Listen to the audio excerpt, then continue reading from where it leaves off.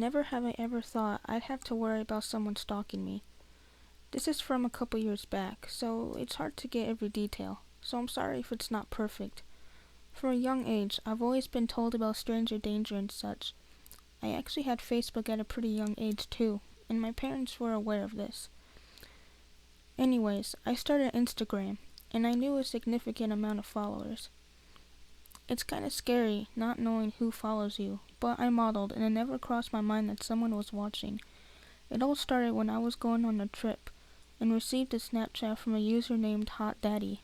Okay, nothing to it, right? Sent a picture of his private part. Weird.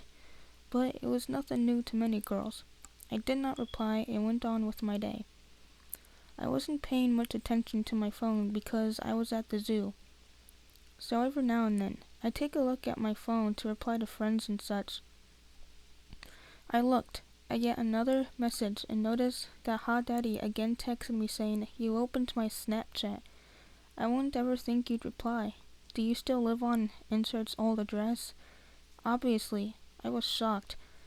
I wasn't going to say I moved, so I said, "Yes, I did." He explained that he's seen my Instagram pictures and me being around town. He knew the locations. Okay, I didn't know his name, but he named a street that was right by me, so I knew he must have lived there somewhere. He then replied, "I've been seeing you around for many years and I was nervous to talk to you." I was a little confused, thinking it was a joke for my friends or something. I mean, who would actually stalk people? He just said a bunch of weird things that I couldn't wrap my head around. So, I asked if he was stalking me or something. This wasn't a friend, and I knew it.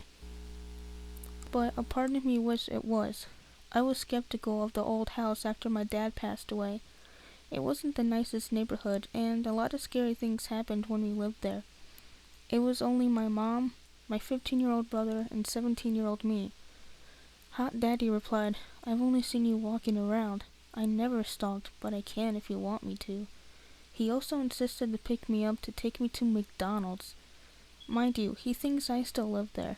I wanted to make it sure that it wasn't one of my friends playing a joke, so I asked him to send a picture. It was a man. I just blocked him. I didn't know his name. I didn't know if he still followed me. I don't know if it was a joke, but one of my friends actually lives on the road, and she opened the door one day to a white man asking to mow the lawn. He examined her and pushed the door open a little bit until she replied no. He got on her snap as well, so I know he knew what she looked like. He was an easy target to spot because the majority of people who lived down that road were not white. He was also a construction worker, so it was an easy spotting. This was 2 years back, so Hot Daddy, whoever the hell you are, I hope we never meet.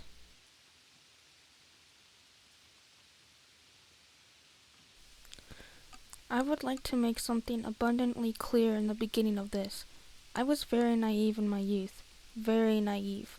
While my ex was emotionally, sexually, and mentally abusive, he was smart enough to never lay a hand on me physically. He used gaslighting, manipulation, and carefully hidden sadism to control me for 8 years. I forgave him for every slight against me, every instance of cruelty, every mental assault, and every sexual attack. I forgave him because I thought he loved me, and I thought that I was his property because we'd been together for so long and I wore his promise ring. In my mind, I was dealing with actions that would eventually go away with age. I was 17 when I finally got the courage to leave him, and since then, he's left me messages on Facebook, my phone, my email, and called me from texting apps to be a breather. It's always the same messages he leaves. "I'm still here." Every month, like clockwork.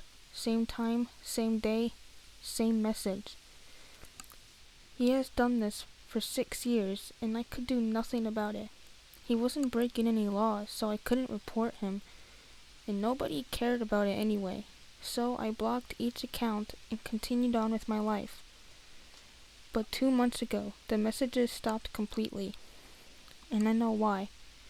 I got engaged to another man the same day he messaged me for the last time and posted about it on Facebook, and magically, the messages stopped. He stopped because I'm going to marry someone else and, in his mind, am no longer his property. This is the only thing that makes sense to me, that he believes I belong to the new man, and not him, but I have the feeling I've not seen the last of him. So, to my ex-boyfriend of 8 years, let's not meet again.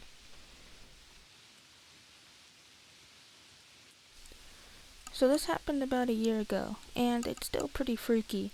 For some context, my friend and I are both 22 and female. My friend Anna and I were bored one weekend, and decided to go to a popular beach to take some pictures and just mess around. So we took pictures and had a really lovely day. Then on the way back, we were starving, so we decided to stop at McDonald's in the beach town. Now, this beach town is like really, really famous and nice. All the celebrities live there and it's beautiful. There's also a super famous restaurant right off the highway of the beach that's known for celebrities and rich people going there. This McDonald's was directly across the street from the restaurant. So, since so many famous people go to this restaurant, and it's on a pretty busy road, most of them have drivers that take them. The drivers would usually hang out in the parking lots of that McDonald's while their bosses ate across the street. Anna and I didn't know this at the time, we just wanted a McFlurry.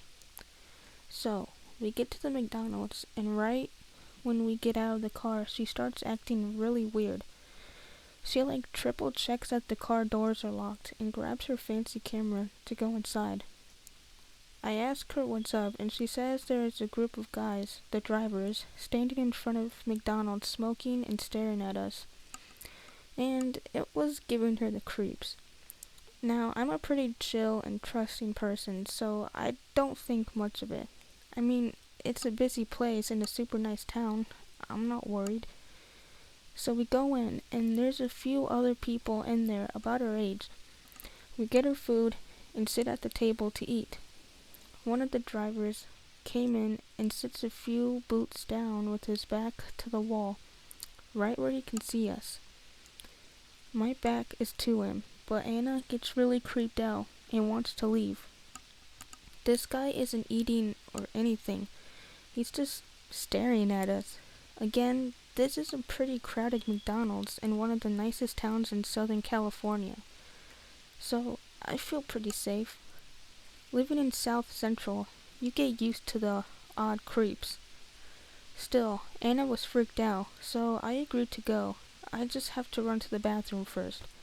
It was one of those McDonald's where the counter and the main dining room were in one big room, and then there was a sort of hallway off to the side of the counter with more seating and the bathroom at the end, way in the back.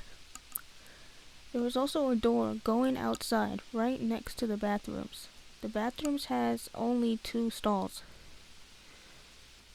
I just walked to the first stall, not really paying attention to whether or not anyone else was in there. So I'm in there doing my thing, and then I hear the door open and I hear Anna call my name.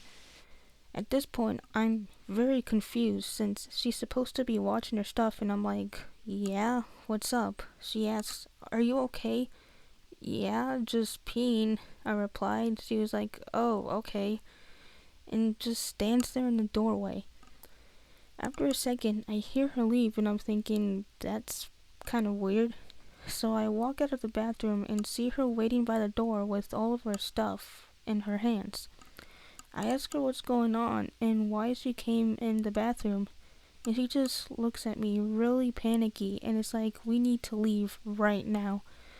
At this point, I'm still not afraid, just confused. We rush out to the car and she starts telling me what happened. So turns out when I walked into the bathroom, the creepy driver followed me. In a little while after, I don't remember hearing him come in, but maybe I did and just assumed someone had either been in the stall next to me and was leaving or had just come to check their makeup or something. I'll be honest, I really wasn't paying attention. I know for sure I wasn't aware that anyone had entered the stall next to me, because he didn't close the stall door when he came in. She was on her phone, so she didn't see him follow me either. A young guy noticed it and went up to my friend asking if we knew the driver. Frantic, she told him we did not and ran to check up on me. He was in the stall next to me with the stall door wide open, not making a sound. She came in and didn't see him, so she called my name to make sure I was still alive, and he rushed out of the stall past her.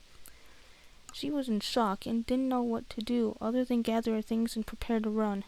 When we went to her car, he was sitting in his big black car and with tinted windows next to us, still staring. We sped off, and when I got to the store, we called the McDonald's to let them know what happened. They didn't really care. And then we called the non-emergency sheriff to report it as well. Eventually, my mom went on full mama bear mode and threatened to blast it all over social media that they didn't take my report seriously, and got a hold of someone to cooperate from them. They checked their cameras and saw that the guy followed me in. A police report was made, so hopefully this never happens to anyone else again. Thank God nothing happened, but it was really scary. The guy was seen in his car staring at us when he left, so who knows what he was planning on doing. So, to the guy in the McDonald's bathroom, let's not meet.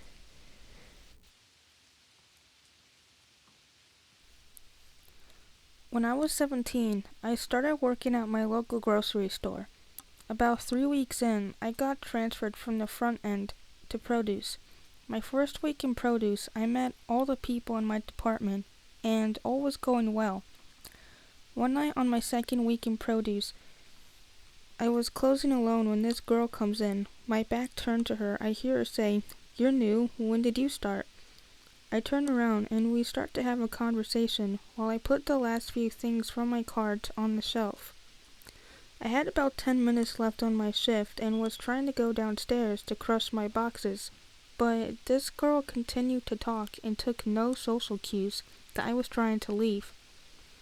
I finally get tired of listening to her talk and start to pull my cart through the produce section as she slowly follows, still talking. Eventually, we get to the employees only door, and I start to make my way through, and she comes in right after me. I explain that unfortunately she can't come this way and she needs to just go check out as her store was closing soon. She says bye and leaves, and I thought that was odd, but maybe she's just a bit weird. I crush my boxes and go home and don't think anything else about it. 2 days later, I'm crossing again and the same thing happens. This time she asks for my phone number. I explain that I don't have a phone at this time, hence why I had a job so I could get one. Okay, well, would you want to hang out when you get off? Now I felt kind of bad at this point, as I thought she was maybe just a bit odd and looking for friends. I tell her maybe next time as my mom was picking me up. So every night I worked, she would come in and just pick up one grapefruit and then walk around basically acting like she was either on the phone or pretending to shop and then casually stop by me.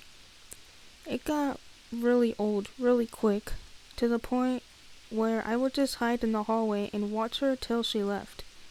Eventually, other people in my store heard about her and rumors went around that she was stalking me. The deli manager explained that she and her boyfriend, who also happened to work in deli, also had been stalked by her for a number of months. Eventually, she stopped coming by at night, as I was always hiding when she did come. A few weeks go by, and I had just gotten off work, and my friends were meeting me at work to hang out, 2 guys and 1 girl. So I head out to the parking lot and meet up with them when my stalker comes out of nowhere and hugs me. "I haven't seen you at work in so long." "Oh, yeah, they switched my hours, so now I don't work late anymore." Well, one thing leads to another, and my friend, who is a female, starts to talk to her and basically invites her to go hang out with us. She jumps on the opportunity after I explained to my friends that she was stalking me, and so we all go walking back to my friend's house to hang in the backyard as it was a nice summer's night. The night wasn't bad. We all just kinda hung out, and I kinda avoided the stalker while my friend kept her entertained. The night came on pretty fast, and eventually it was 1 a.m. and my friend's mom came out and told us we had to leave. Me and my 2 male friends and stalker girl head out and we're waiting at the bus stop that my friend needed to catch when stalker explains that she can't go home this late and that she needed to stay over. So I beg my other friend to stay with me, which he agrees. We wait for the bus to pick up my other friend, then head back to my house. Things got super weird at this point. So basically the stalker refused to sleep on the floor and only wanted to sleep in bed with me. I eventually gave up and said okay while my friend slept on the floor. So I'm laying in bed and this girl stands up and just takes off her bra and shirt and then her pants and then proceeds to get in bed with me. I at first was pretty dumbfounded and didn't know what to do, so I acted like I didn't notice. And then she starts trying to kiss me and she starts trying to kiss me and have me grope her. I lightly push her off me and explain I'm trying to sleep. She wouldn't take the hint and kept insisting that we cuddle. I was getting fed up at this point, and so eventually I wake my friend up. Nathan, you asleep? He sits up and says, no, why? So she covers up with the blanket so he doesn't see her naked, and then I basically explain that I wanted to go for a walk. And so I have Nathan leave the room and get her dressed so we could go for a walk. On our way out, I tell Nathan to get his bike. We walk outside, and at this point, it's almost 3:30 a.m., and Nathan walking with our bikes and the girl beside us. I'm thinking of ways we can get rid of this girl. At first, I suggest me and Nathan just take a walk in the alley and go pee. But then she says she's scared and wants to go with us. Eventually, while walking and talking, she says how she was on the track in high school. Oh, you run track. I bet you can't beat us to the end of the block. At this point, Nathan looks at me and smirks, and he knows we're about to ditch this girl. It's about to be 3:30, and this girl was excited as hell to go sprinting. She takes off running for the end of the block, and we take off the opposite direction towards my house. We rush back inside and hide our bikes in my house instead of the porch, and we go to the living room, making sure not to turn on any lights. We sit in the living room and talk about how crazy this chick is when she starts banging on my door. We stayed quiet for what seemed like 2 or 3 hours of her just banging on the door, talking to herself, banging on the door, and then more talking to herself. Eventually, we heard the downstairs door open and we watched her leave. So the next few days, I go to work and I don't see her, which is a good thing. Then about a week later, she comes in and completely ignores me. She gets her random grapefruit and pretends to shop while me and a coworker are talking. She's wearing a backpack this time, and she walks right in between me and my coworker. She turns to walk away with her backpack touches something on my flat cart. She turns around and starts screaming and throws all the boxes off my cart. She starts saying I grabbed her and that she wanted to talk to a manager, and so my coworker, who was an older guy in his 40s, tells me to go downstairs and just get away from the situation. I head downstairs and sit in the break room. About 10 minutes later, I'm called up to the hallway where my store manager is talking to the girl. I see from the door that she leaves and he comes in the hallway and talks to me. So this girl says you grabbed her and shoved her and that you were swearing at her. I explain what happened to the manager and he goes and finds my coworker and then comes back to me after talking to my coworker.